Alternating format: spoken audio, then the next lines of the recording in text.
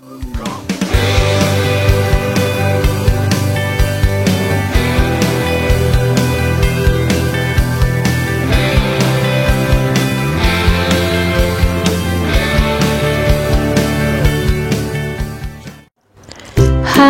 tahukah anda mengenai Government Building Schedule Maintenance Guidelines atau GBSMG? Government Building Schedule Maintenance Guidelines atau GBSMG merupakan dokumen yang telah dibangunkan oleh JKR sebagai rujukan ketua-ketua jabatan dalam merancang, mengurus, mengawal selia penyelenggaraan bangunan-bangunan kerajaan di Malaysia.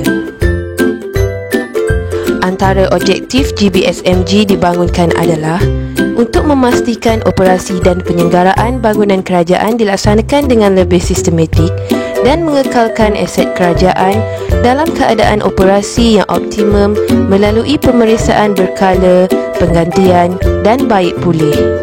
Antara lainnya, GBSMG juga dibangunkan bagi tujuan menggantikan garis panduan edisi 2008 iaitu Garis Panduan Penyelenggaraan Berjadual Bangunan Kerajaan melalui Surat Arahan KPKR Bilangan 17 tahun 2019. Baiklah, mari kita lihat apakah yang terkandung dalam dokumen GBSMG. Video ini akan menerangkan secara ringkas kandungan dan kegunaan dokumen ini. GBSMG merupakan dokumen yang mengandungi satu set aktiviti yang memudahkan penyelenggaraan sesebuah bangunan. Ia memudahkan kita merancang aktiviti operasi dan penyelenggaraan secara komprehensif. GBSMG juga dapat memastikan pelaksanaan aktiviti operasi di tapak dilaksanakan dengan lebih sistematik serta memanjangkan jangka hayat peralatan, komponen dan sistem dalam sesebuah bangunan.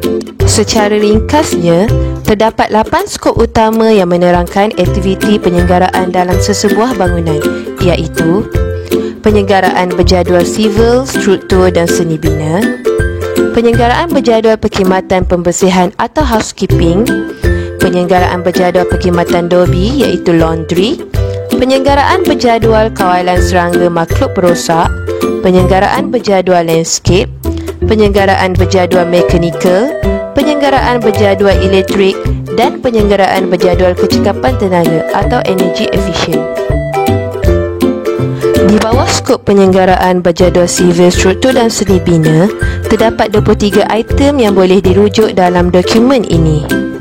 15 item di bawah skop penyelenggaraan berjadual perkhidmatan pembersihan atau housekeeping termasuklah pembersihan fasad bangunan yang melibatkan kaedah dan peralatan khas bergantung kepada kompleksiti sesebuah bangunan.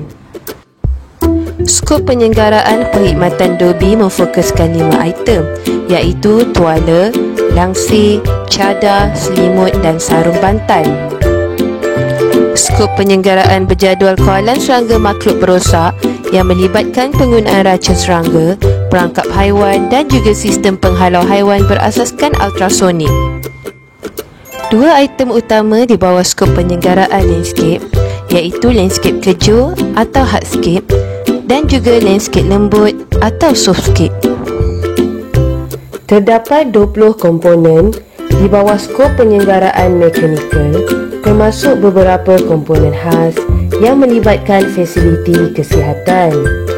12 komponen utama di bawah skop penyelenggaraan elektrik dan 3 skop utama di bawah skop penyelenggaraan pengurusan kecekapan tenaga iaitu skop seni bina, mekanikal dan elektrik. Gambar rajah ini adalah contoh jadual penyelenggaraan yang terdapat dalam dokumen ini. Setiap skop penyelenggaraan akan mengandungi komponen aktiviti dan kekerapan pelaksanaan kerja penyelenggaraan yang berkaitan.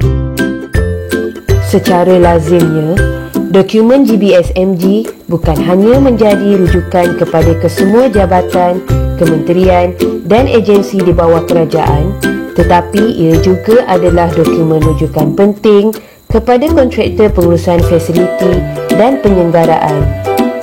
Antara kepentingan dokumen GBSMG adalah sebagai rujukan dalam menyediakan skop kerja dan jadual penyelenggaraan oleh jabatan, sebagai rujukan dalam merancang dan menyediakan bajet penyelenggaraan, sebagai rujukan kepada penyedia fasiliti dalam pemantauan kerja operasi dan penyelenggaraan dan menjadi rujukan dalam penyediaan senarai semak pengauditan kerja operasi dan penyelenggaraan.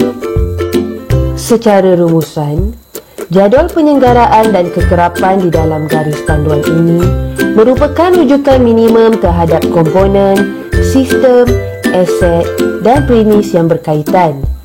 Kekerapan dan kaedah pelaksanaan kerja yang terdapat dalam dokumen ini boleh diubah atau disesuaikan berdasarkan keadaan premis dan keperluan operasi ditapak oleh pihak FSO atau pelanggan. Akhir sekali, FSO atau pelanggan perlu memastikan kaki tangan teknikal atau kontraktor yang melaksanakan kerja-kerja penyelenggaraan mempunyai pengetahuan, pengalaman, kekompetinan dan kelayakan yang bersesuaian. Semoga anda mendapat informasi yang berguna dari video ini. Jumpa lagi!